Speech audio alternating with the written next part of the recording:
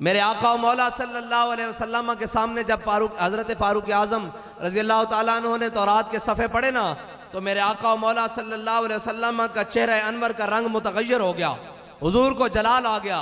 हुजूर ने जब हज़रत उमर को तौरात के सफ़े पढ़ते हुए देखा तो फरमाया, उमर मेरे सामने तौरात पढ़ते हो, अगर आज मूसा भी होते तो मेरे पीछे चले बगैर गुजारा ना होता। यार बताओ कि जनाब उमर हुजूर के सामने तौरात के सफ़े पढ़ें तो हुजूर फरमाए जनाब मूसा भी हो तो मेरे पीछे चले बगैर गुजारा ना हो। तो हुजूर की उम्मत हो, हुजूर का कलमा पढ़ने वाले हो, फिर वो मुल्क जिसको ला इलाहा इल्लल्लाह मुहम्मद रसूलुल्लाह की बुनियाद पर हासिल किया हो, क्या वो मुल्क हुजूर के निज़ाम के बगैर चल सकता है? क्या वो मुल्क हुजूर के निज़ाम के बगैर तरक्की कर सकता है? क्या उस मुल्क में रहने वाली कौम की फलाह उस निज़ाम के बगैर हो सकती है? हरगिज़ नहीं हो सकती। इसलिए कि बदलेगा ज़माना लाख मगर कुरान नहीं बदला जाएगा, है कौले मोहम्मद कौले खुदा, फरमान नहीं बदला जाएगा। जो मेरे आका और मौला सल्लल्लाहु अलैहि वसल्लम ने हमें उसूल दे दिया इस्लाम का, निज़ाम का, अब क़यामत तक के लिए, जब तक ये दुनिया आबाद है, जब तक ये हुकूमतें कायम होती रहेंगी, मुसलमानों की फलाह हुजूर के निज़ाम में होगी और हुजूर के फरमान में होगी और कुरान में होगी और कुरान के उसलूब में होगी, हदीस में होगी। वो फिर के गली गली तबाह वाली बात है। जहां मर्जी चले जाएं, जैसे मर्जी चले जाएं, जो मर्जी कर लें। अच्छा मुझे बताएं कि कौम आज मुश्किल हालात में है, कौम पाकिस्तान आज मुश्किल हालात में है, तो ये बताएं कि कौम और पाकिस्तान के साथ मुश्किल हालात में कौन खड़ा है? लब्बैक वालों के अलावा कोई खड़ा है? आज बलोचिस्तान की सरजमीन पर कुदरती आफात और जनाब सैलाब ने लपेट के रख दी है हर चीज, और आप और मैं देख रहे हैं, लेकिन कौम के साथ कौन खड़ा है? लब्बैक के नौजवान। मैं ये पूछता हूं कि मुश्किल वक्त में जिसके साथ खड़ा हुआ जाए, दुनिया का उसूल है तो अच्छे वक्तों में उसे याद रखा जाता है, लेकिन कौम को याद है वो रंगीले, वो फराडिये, वो बदकुमाश अय्याश जो आज भी जनाब इस चक्कर में लगे हुए हैं कि सैलाब की आड़ लेकर और मुल्क के ऊपर, कौम के ऊपर मुश्किल वक्त है, इसकी आड़ लेकर पेट्रोल की कीमतें बढ़ा लो, कोई नहीं पूछेगा तुम्हें, कोई पूछने वाले वक्त गुजर चुके होंगे।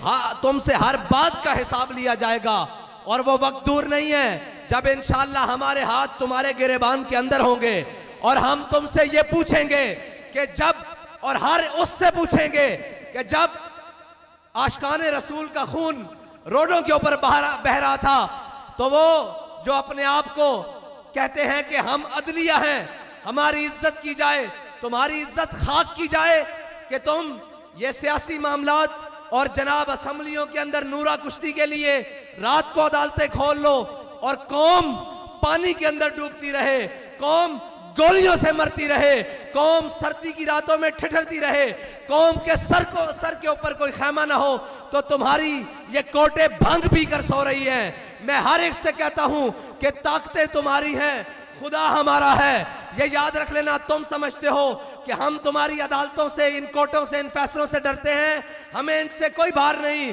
हम उस कौम के साथ हर मुश्किल वक्त में खड़े हैं। जब इस कौम के ऊपर मुश्किल वक्त आएगा, तहरीक लब्बैक पाकिस्तान खड़ी होगी।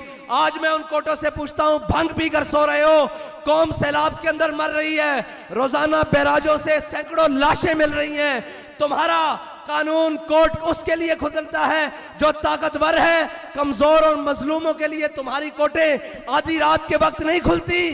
तुम्हें उस वक्त चाबी वाले खिलौने बने हुए हो कि जब तुम्हें चाबी दी जाए तुम कौम के जनाब मसीहा बनकर कोटे खोलकर फैसले दो। और उस एस्टेब्लिशमेंट से मैं पूछता हूं कि आज कहां गए वो हेलीकॉप्टर जिन पर तुम सुबह शाम मुल्क के अंदर फिरते हो, घूमते हो? तुम्हारे वो हेलीकॉप्टर उन जनाब मजलूमों को पानी से, उन बेआसरों को पानी से क्यों नहीं निकाल रहे?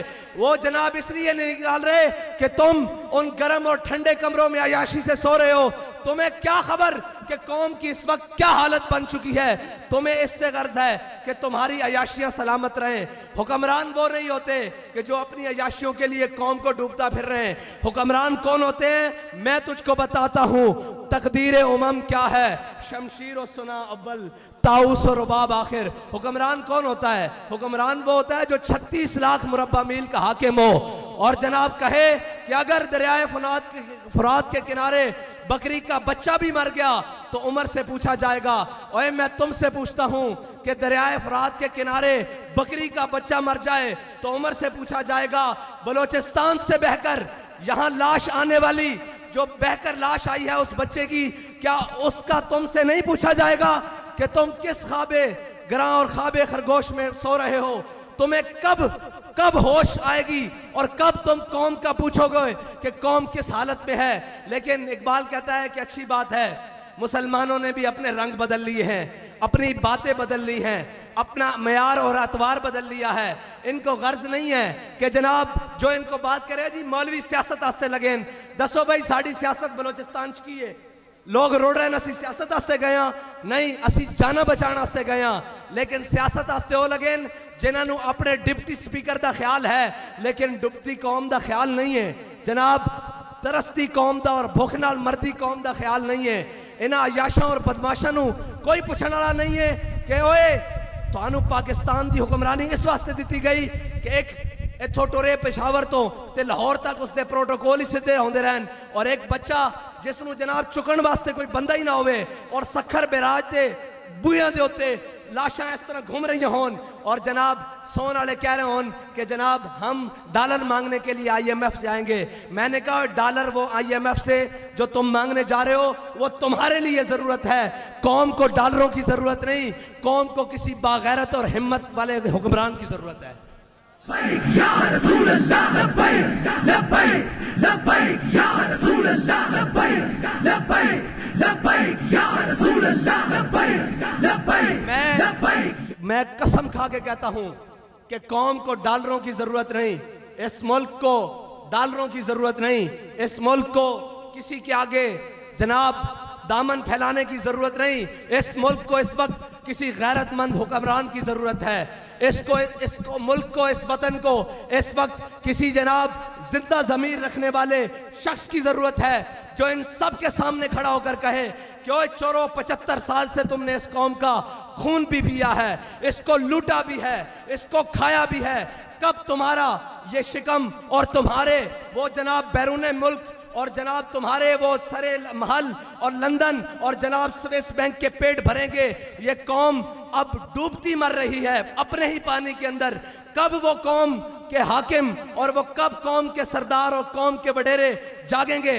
लेकिन कोई बात नहीं, एक को ये है कि मेरी वर्दी सलामत रह जाए, दूसरे को ये है कि जनाब मैं जज बन के बैठा हूँ जनाब कुर्सी के ऊपर, मेरी जस्टिस ही सलामत रह जाए। एक को यह है कि वजीर आला मेरा बन जाए, एक को यह है कि जनाब डिप्टी स्पीकर मेरा बन जाए। कौम की किसी को फिक्र नहीं है। मैं आपसे ये कहता हूं कि अब जाग जाओ, बड़ा हो गया यार, बड़ी सुन ली, बड़ा कुछ देख लिया इस मुल्क ने 75 साल से, बड़े बड़े रंगीले देख लिए। आओ हो अब हुजूर के निजाम के साथ मिल जाओ।